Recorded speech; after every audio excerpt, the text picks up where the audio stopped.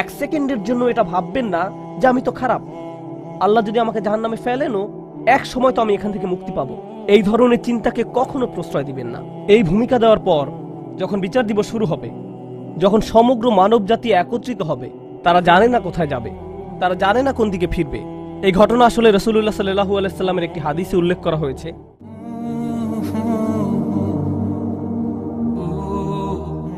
আজকে আমি ভয়ানক একটা ব্যাপার নিয়ে বক্তব্য শুরু করতে চাই। আমাদের ধর্ম হলো সত্য ধর্ম, আর সত্য সুখবর যেমন প্রদান করে তেমনি সাবধান বাণীও প্রদান করে। আমাদের সকল নবী রাসূলদের, বিশেষত রাসূলুল্লাহ সাল্লাল্লাহু আলাইহি সাল্লামকে আল্লাহ আজ্জা জাল্লা বর্ণনা করেছেন মুবাশশিরান ওয়া নাযিরান, সুসংবাদদাতা ও সতর্ককারী। যদি কেউ শুধু সুসংবাদ প্রদান করেন তাহলে সে সাবধান বাণীর কথা ভুলে যাবে, আর যদি শুধু সতর্ক করতে থাকেন তাহলে সে এতই হতাশ হয়ে পড়ে যে মনে করে ভালো খবর বলতে আসলে কিছু নেই। বুঝতে পারলেন? আমি চেষ্টা করেছি এই ভারসাম্য রক্ষা করার। যেহেতু এই মাসটি প্রত্যাশার মাস, তাই আমি সুসংবাদের উপর একটু বেশি জোর দিয়েছি। আল্লাহ আজ্জা জাল্লার প্রতি আমাদের আশা এবং ভালোবাসা বৃদ্ধি করার চেষ্টা করেছি, কিন্তু এই একই সময়ে এর মাঝে একটা ভারসাম্য থাকতে হবে। যদিও আজকের বক্তব্যের শেষ অংশে আসার খবর আছে, কিন্তু শুরু করছি এমন একটা জায়গা থেকে যা অতটা আশাব্যঞ্জক নয়। দেখুন, আমাদের পূর্বের জাতি বনী ইসরায়েলকে আল্লাহ কিতাব দান করেছেন। আমাদের যেমন কুরআন রয়েছে, তাদেরকেও অন্য কিতাব দেওয়া হয়েছিল। কুরআন যাকে বর্ণনা করেছে অন্য কুরআন হিসেবে, অর্থাৎ আগের কিতাব। তারা তাদের কিতাবকে গুরুত্ব দিয়ে গ্রহণ করেনি। তাদের মাঝে বেশ কিছু বিভ্রান্তিমূলক ধারণা গড়ে ওঠে। আমরা যদিও এত ভালো মুসলমান নই, সমস্যা নেই। আল্লাহ যদি আমাদের দোজখে ফেলেনও, সবচেয়ে খারাপ পরিস্থিতিতে আল্লাহ যদি আমাদের জাহান্নামে ফেলেনও, এটা হবে সাপ্তাহিক ছুটির মতো, কয়েকদিন মাত্র।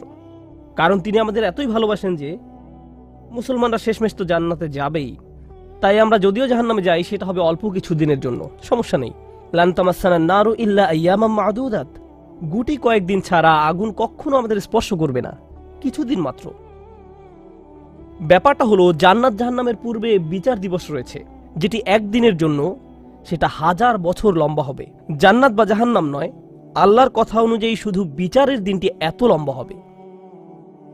আর বিচারের দিনটি হবে মাত্র একদিনের, আর জান্নাত জাহান্নাম চিরকালের জন্য। তাই কেউ যখন বলে গুটি কয়েকদিন, তাকে এখনকার দিনের হিসেবে চিন্তা করলে তো হবে না।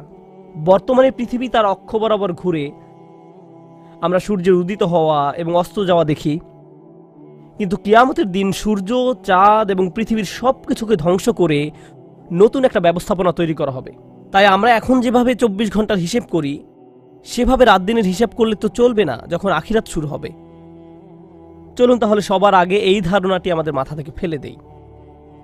কোরআনের বহু জায়গায় জাহান্নামের আলোচনা করা হয়েছে, কিন্তু আমি শুধু কোরআন থেকে একটি বর্ণনা আপনাদের সামনে উপস্থাপন করতে চাই। আমার মতে এটি আল কোরআনের জাহান্নামের সবচেয়ে গুরুত্বপূর্ণ বর্ণনা। কোরআনের একজন ছাত্র হিসেবে আমি মনে করি এই বর্ণনাটি জাহান্নাম সম্পর্কে জানার শুরু মাত্র। কেউ যদি এই বর্ণনাটি বুঝতে পারে, তাহলে সে জাহান্নাম সম্পর্কে যথেষ্ট জানে। আয়াতটি শুরু করা হয়েছে এই কথা বলে, ওয়ালা ইন মাসসাতহুম, এমনকি যদিও। যখন আমরা বাংলায় বলি যদি আমি সেখানে যাই, যদি আমি সেখানে যাই, তাহলে তোমার সাথে দেখা হবে। কিন্তু কেউ যখন বলে যদিও আমি যাই, এর মানে হলো যাওয়ার সম্ভাবনা ক্ষীণ। তাই আয়াতটি যদিও দিয়ে শুরু হওয়ার মাধ্যমে এমন কিছু ঘটার সম্ভাবনা কমিয়ে দিয়েছে। এভাবে বলার মাধ্যমে আল্লাহ কোনো কিছুর উপর জোর কমিয়ে দেন। সহজ কথায় তিনি বাক্যটিকে দুর্বল করে দিচ্ছেন। যদিও, যদিও কি? যদিও মাসসাতহুম, যদিও এটা তাদের স্পর্শ করে। আরবিতে মাসসা অর্থ কোনো কিছু যখন আপনাকে সামান্যতম স্পর্শ করে, যেমন কোনো মাছি যখন কোনো মতে স্পর্শ করে। যদি সেকেন্ডের জন্য স্পর্শ করে তখন তাকে বলা হয় মাস। সুতরাং এটা যদি তাদেরকে কোনো মতে স্পর্শ করে 1 সেকেন্ডের জন্য, মাসসাতহুম। এখন কি তাদের স্পর্শ করে? আপনারা হয়তো ভাবছেন আগুন যদি তাদের স্পর্শ করে। আল্লাহ বলছেন নাফহাতুন, একটা হালকা বাতাস যদি তাদের স্পর্শ করে। চলুন এই বাতাস নিয়ে একটু আলোচনা করা যাক। আরবিতে নাফহাতুন বলতে বোঝায় দরজা বন্ধ করলে যখন সামান্য একটু বাতাস এসে পড়ে, পর্দা নড়ে ওঠে, অথবা কেউ জানালা বন্ধ করলে যেভাবে হালকা বাতাসে পর্দা নড়ে ওঠে। এই বাতাসের যা বাহির থেকে ভেতরে আসে বা ভেতর থেকে বাহিরে যায়, দুই ধরনের আছে। একটি হলো লাফহা, লাম যোগে, আরেকটি হলো নাফহা, লাম যোগে লাফহা মানে বাতাসটি গরম, আর নুন যোগে নাফহা মানে বাতাসটি ঠান্ডা। আল্লাহ বলছেন এমনকি যদি ঠান্ডা বাতাস তাদেরকে স্পর্শ করে, যদি ঠান্ডা বাতাস তাদেরকে স্পর্শ করে তোমার প্রতিপালকের শাস্তি থেকে। তিনি এই আয়াতে জাহান্নাম কাউকে স্পর্শ করার কথা বলছেন না, তিনি এই আয়াতে আগুন কাউকে স্পর্শ করার কথা বলছেন না, তিনি এমনকি গরম বাতাস কাউকে স্পর্শ করার কথাও বলছেন না, তিনি আগুনের ঠান্ডা অংশের কথা বলছেন। আর এটা আপনাকে চিরকালের জন্য স্পর্শ করছে না। প্রসঙ্গত আমরা ফিজিক্সে পদার্থের 3টি অবস্থার কথা শিখেছি, সলিড, লিকুইড এবং গ্যাস। সলিড বা কঠিন কিছু যদি স্পর্শ করে আমরা তা অনুভব করতে পারি। এই মুহূর্তে গ্যাস আমাদেরকে স্পর্শ করছে, বাতাস এখন আমাদেরকে স্পর্শ করছে, আমরা এটা অনুভব করি না। আর এই আয়াতে আল্লাহ বর্ণনা করছেন কি তাদের স্পর্শ করছে? বাতাস তাদেরকে স্পর্শ করছে। কোন ধরনের বাতাস? অপেক্ষাকৃত গরম বাতাস নাকি ঠান্ডা বাতাস? ঠান্ডা বাতাস। ঠান্ডা বাতাস কোন রকম তাদেরকে স্পর্শ করছে। এই আয়াতের সবচেয়ে উল্লেখযোগ্য বিষয় হলো, আমি একটু আগে নাফহা এবং লাফহার কথা বলেছিলাম। অন্য কথায় তারা এখনো জাহান্নামে প্রবেশ করেনি, তারা এর দিকে অগ্রসর হচ্ছে। আর জাহান্নামের অপেক্ষাকৃত ঠান্ডা বাতাস এসে কোনো মতে তাদেরকে স্পর্শ করলো, তখন তাদের প্রতিক্রিয়া কি? চিৎকার করে বলে উঠবে, ইয়া ওয়াইলানা, হায়, সবচেয়ে কঠিনতম শাস্তি আমাদের জন্য শুরু হয়ে গেছে। ইন্না কুন্না যালিমিন, আমরা সব সময় অপরাধী ছিলাম। তারা সাথে সাথে তাদের সব অপরাধ স্বীকার করবে। যে কারণে এই আয়াতটি আমি সংক্ষেপে আপনাদের নিকট উপস্থাপন করলাম। প্রথমত, এই আয়াতে আল্লাহ জাহান্নামের শাস্তির অভিজ্ঞতা বর্ণনা করছেন না। আল্লাহ সকল বিশ্বাসীকে জাহান্নামের আগুন থেকে মুক্ত রাখুন। কিন্তু আল্লাহ এখানে বর্ণনা করছেন এমনকি জাহান্নামের আগুনের কাছে গেলে এবং ক্ষণিকের জন্য এর বাতাসের সামান্য স্পর্শ লাগলে একজন মানুষ চিন্তা করা শুরু করবে এর চেয়ে আর ভয়ঙ্কর কোনো শাস্তি হতে পারে না। এজন্যই আল্লাহ দোজখের আগুন সম্পর্কে বলছেন, ইন্নাহা সাআত মুস্তাকাররা ওয়া মুকামা, নিশ্চয়ই তা অবস্থানস্থল ও আবাসস্থল হিসাবে কতই না নিকৃষ্ট। অল্প এবং বেশি যে কোনো সময়ের জন্য ওটা কত নিকৃষ্ট জায়গা। 1 সেকেন্ডের জন্য এটা ভাববেন না যে আমি তো খারাপ, আল্লাহ যদি আমাকে জাহান্নামে ফেলেনও এক সময় তো আমি এখান থেকে মুক্তি পাবো। এই ধরনের চিন্তাকে কখনো প্রশ্রয় দিবেন না। এই ভূমিকা দেওয়ার পর যখন বিচার দিবস শুরু হবে, যখন সমগ্র মানব জাতি একত্রিত হবে, তারা জানে না কোথায় যাবে, তারা জানে না কোন দিকে ফিরবে। এই ঘটনা আসলে রাসূলুল্লাহ সাল্লাল্লাহু আলাইহি সাল্লামের একটি হাদিসে উল্লেখ করা হয়েছে এবং জ্ঞানের প্রতি মুসলমানদের আগ্রহ ছিল সব সময়। তো একবার কিছু মানুষ বিখ্যাত সাহাবী আনাস ইবনে মালিক রাদিয়াল্লাহু তাআলা আনহুর কাছে এলো, কারণ মানুষ লোকমুখে এই খবর পেয়েছিল যে আনাস এই হাদিসটি জানতেন, আর এটি অনেক বড় একটি হাদিস, বুখারী শরীফে বর্ণিত আছে। এই ঘটনা ঘটে রাসূলুল্লাহ সাল্লাল্লাহু আলাইহি সাল্লামের ইন্তেকালের পরে। তিনি বলেন, হাদ্দাসানা মুহাম্মাদুন সাল্লাল্লাহু আলাইহি ওয়াসাল্লাম। এখন আনাস রাদিয়াল্লাহু তাআলা আনহু কথা বলছেন। তিনি বলেন, রাসূলুল্লাহ সাল্লাল্লাহু আলাইহি সাল্লাম আমাদের বলেছেন, ইযা কানা ইয়াউমুল কিয়ামাতি মা জান্নাসু বা'দুহুম ফি বা'দ। মনোযোগ দিয়ে শুনুন। যখন বিচার দিবস শুরু হবে, মানুষ ঢেউয়ের মতো একে অপরের উপর আশ্রয় পড়বে, সর্বত্র বিশৃঙ্খলা, সবাই একে অন্যের দিকে ছুটতে থাকবে। ফায়াতুনা আদম, তারা কোনো একভাবে আদম আলাইহিস সালামের দেখা পাবে, আদম আলাইহিস সালামের দেখা পাবে, তারা তার কাছে ছুটে আসবে। ফায়াকুলুনা ইশফা আলানা ইলা রাব্বিক, সমগ্র মানব জাতি আদম আলাইহিস সালামের কাছে ছুটে আসবে এবং বলবে, আপনি কি দয়া করে আমাদের পক্ষ থেকে আল্লাহর সাথে কথা বলতে পারবেন? আমরা আল্লাহর ভয়ে ভীত। আপনি তো প্রথম মানুষ, আপনি তো সেই ব্যক্তি যাকে আল্লাহ ফেরেশতাদের সিজদা দিয়ে সম্মানিত করেছেন, আপনাকেই তো পছন্দ করা হয়েছে, আমরা সবাই আপনার সন্তান, আপনি আমাদের পিতা, তাই দয়া করে আমাদের জন্য আল্লাহর সাথে কথা বলুন, আমরা খুবই ভীত। এরপর তিনি বলবেন, ফায়াকুলু লাস্তু লাহা, তিনি বলবেন, আমি এর যোগ্য নই, আমি পারবো না। ফায়াকুলু লাস্তু লাহা ওয়ালাকিন আলাইকুম বিইব্রাহিম, তোমরা কেন ইব্রাহিমের সাথে কথা বলছো না? তোমাদের উচিত ইব্রাহিমের সাথে কথা বলা। অতএব মানব জাতি এখন কার খোঁজ করছে? ইব্রাহিম আলাইহিস সালাম। ফাইন্নাহু খলিলুর রহমান, তার কাছে যাও, কারণ তিনি রহমানের খুবই কাছের বন্ধু। ওয়াত্তাখাযাল্লাহু ইব্রাহিমা খলিলা, কুরআনে এসেছে আল্লাহ ইব্রাহিমকে তার বন্ধুরূপে গ্রহণ করেছেন। তাই ইব্রাহিমের কাছে যাও, তিনি তোমাদের সাহায্য করতে পারবেন। তারা ইব্রাহিমের কাছে যাবেন।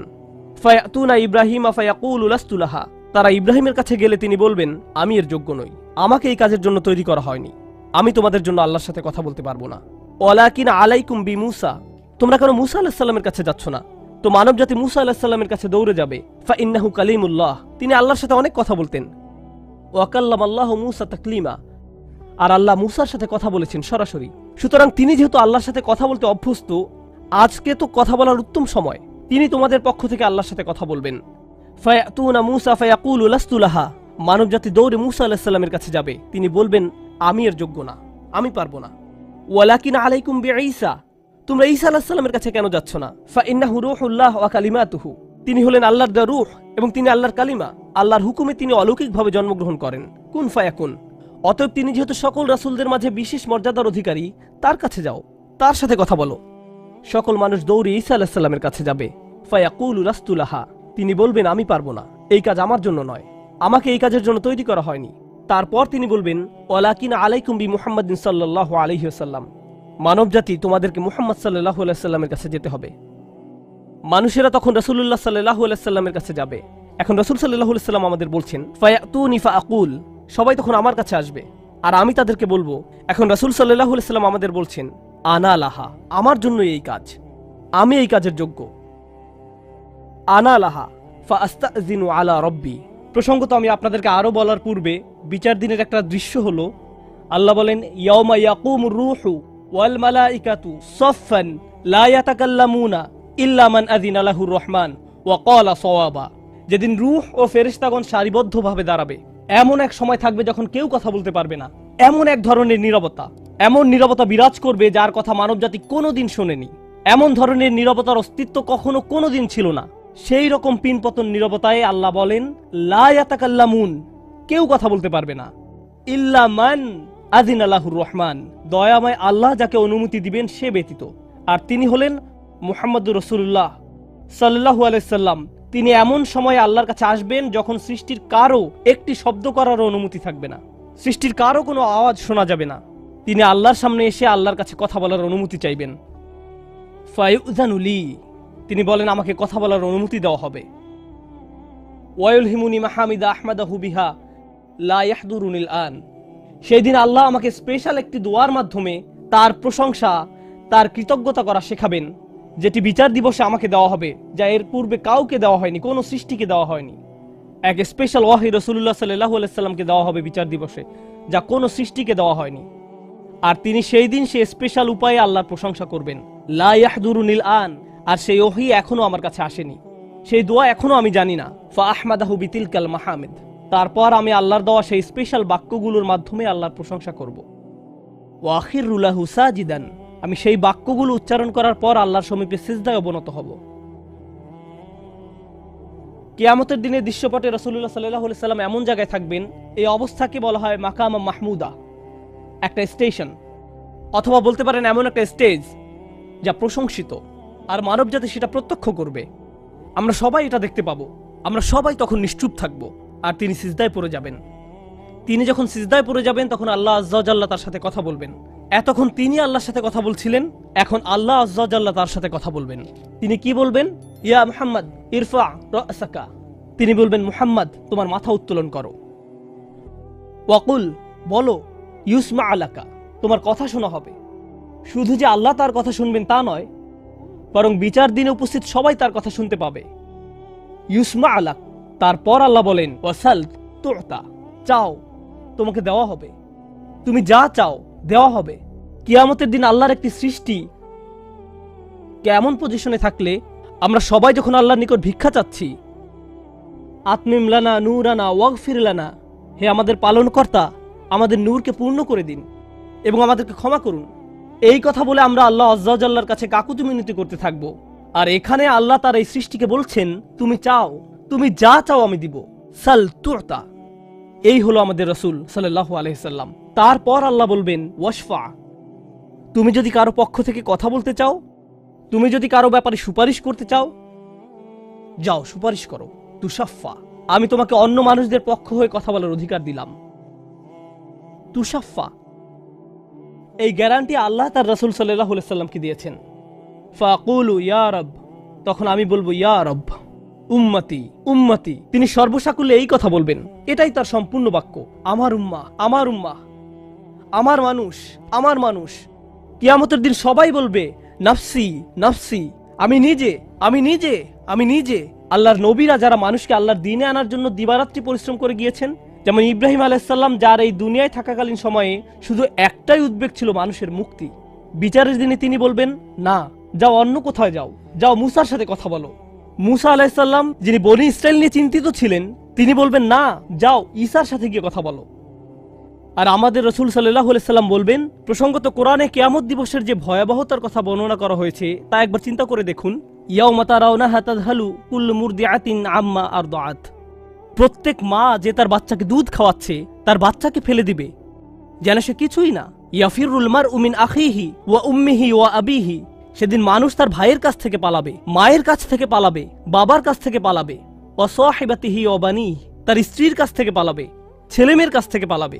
আপনাদের কেউ কেউ হয়তো ইতিমধ্যে স্ত্রীর কাছ থেকে পালিয়ে বেড়ান, তাই আপনাদের কাছে হয়তো এটা অতটা ভীতিপ্রদ নয়। এই আয়াত হয়তো আপনার জন্য ভয়ের নয়, কেউ কেউ ভাবছে অবশেষে। যাই হোক, সমস্ত গুরুত্বের সাথে সেই দিন সবাই কাকে নিয়ে উদ্বিগ্ন থাকবে? নিজেকে নিয়ে। প্রকৃতপক্ষে সেদিন প্রত্যেক ব্যক্তি বলবে, অমান ফিল আরদি জামিআ সুম্মা ইউনজিহ। সবাইকে জাহান্নামে নিয়ে যান এবং বিনিময়ে আমাকে জান্নাতে প্রবেশ করতে দিন। এটাও কোরআনে এসেছে। মানুষ সেদিন এমন মরিয়া হয়ে উঠবে, সেদিন একজন মানুষ আল্লাহর সাথে কথা বলবেন, আর প্রথম যে শব্দগুলো তার মুখ থেকে উচ্চারিত হবে তা হলো উম্মতি উম্মতি। আপনার জন্য আপনার রাসূলের ভালোবাসা এমনই প্রগাঢ় সাল্লাল্লাহু আলাইহি ওয়াসাল্লাম।